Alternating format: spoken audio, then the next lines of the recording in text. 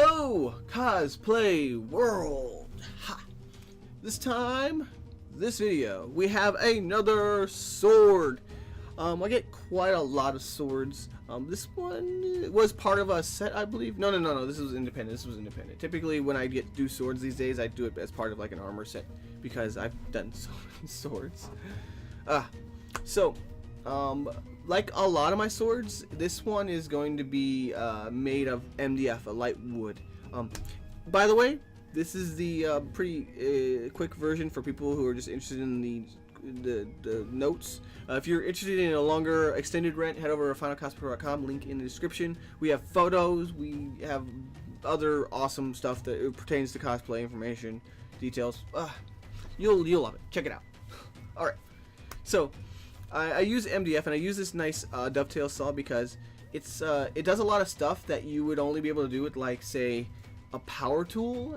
And I know for a lot of people, power tools are not an option, whether it's an investment in money or noise for people who live in apartments and things like that. But dovetail saws, especially they have to look specifically like this one. They're actually different kind of dovetail saws. We'll get a lot of curve cuts, so it's awesome. The important structural point of this sword is that it's one piece of wood through the entirety of the length. It doesn't like snap off at the hilt. It's one big strip of wood, and we're going to be layering over itself to give it a bit more strength.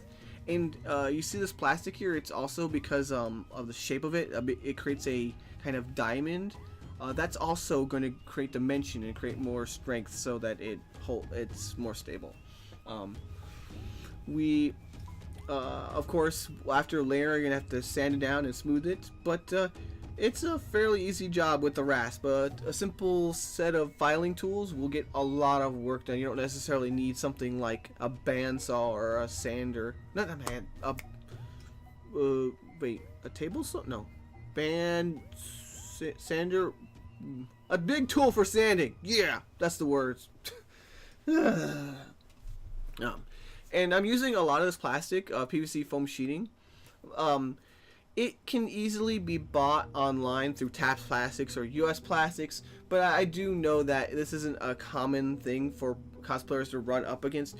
You can very easily sub out some of my plastic here for EVA foam. It's going to be a bit floppier, obviously, but if that's what's available to you, do with what you can. But I do encourage you to check out Taps Plastic or US Plastics and check out PVC foam sheeting. It's a good material for doing a lot of thermoforming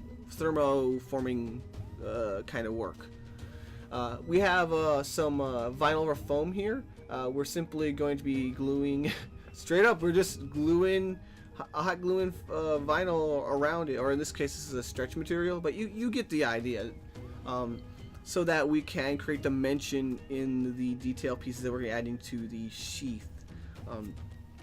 The tricky part is actually mounting it onto the pleather, which I ended up stitching it down and then having to run like a stitch down the middle to kind of hold in place. There's actually a couple hand stitches too, so that marine vinyl is probably going to not take hot glue very well. So, and as soon as we are done here with the bit of snaps we're going to use for attaching the belt, there it is. Whoa! I hope you guys enjoyed it. Next time we're going to make some horns, and it's not Gamzee. It's Gamzee's like great granddad or something like that. We're going to make some Homestuck horns. They're big, gigantic horns for people who want to make big, gigantic things on their head. Hope you guys enjoy. Good times to all. Rah! Go check out finalcosplaycore.com for more on this and other awesome cosplay goodness. Links in the description. Hope you guys enjoy. Good times to all.